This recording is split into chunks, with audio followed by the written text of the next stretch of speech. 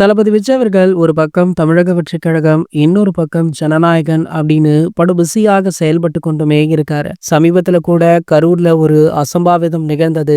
அதனை அடுத்து பாத்தீங்கன்னா தற்போது தளபதி அவர்கள் கொஞ்சம் கொஞ்சமாக மீண்டு வரார் அப்படின்னு தான் சொல்லணும். சமீபத்துல கூட இந்த படத்துடைய அதாவது ஜனநாயகன் திரைப்படத்துடைய முதல் சிங்கிள் ட்ராக் பாடல் வெளியாகி பட்டி தொட்டி எங்கும் பட்டே கிளப்புச்சு. அதுல தளபதியுடைய நடனத்தை பார்த்த ரசிகர்கள் எமோஷனல் ஆகிறதா இல்ல சந்தோஷப்படுறதா அப்படின்றது தெரியாமல் திக்குமுக்காடி போனாங்க. காரணம் என்ன அப்படின்னா இதுதான் தளபதி விஜய் அவர்களுடைய கடைசி திரைப்படமாக அமைச்சிருக்கு. கடைசியாக தளபதி விஜய் அவர்களுடைய குரல்ல ஒரு பாடல் அப்படின்னு ரசிகர்களுமே இந்த பாடலை ஷேர் பண்ணி எமோஷனலாக பதிவை போட்டிருந்தாங்க. இந்த நிலையில தற்போது இந்த படம் பற்றி மற்றும் ஒரு முக்கிய தகவல் வைரலுமே ஆகிட்டு இருக்கு. அதுதான் இந்த படத்துடைய இரண்டாவது சிங்கிள் ட்ராக் பாடல். விஜய் சாருடைய ஆரம்ப காலகட்டங்கள்ல ஒரு சில படங்கள்ல தளபதி விஜய் அவர்களுடன் இணைந்து அவருடைய மகனான ஜேசன் சஞ்சய் அவர்களுமே பாடல்கள்ல இடம்பெற்றிருப்பார். குறிப்பாக பாத்தீங்கன்னா வேட்டைக்காரன் திரைப்படத்துல நான் அடிச்சா தாங்க மாட்டேன் அப்படின்ற பாடல்ல ஜேசன் சஞ்சய் அவர்கள் ஒரு சில காட்சிகள் வருவாரு. அதே போல பாத்தீங்கன்னா ஜனநாயகன் திரைப்படத்திலுமே அதே போல ஒரு காட்சியை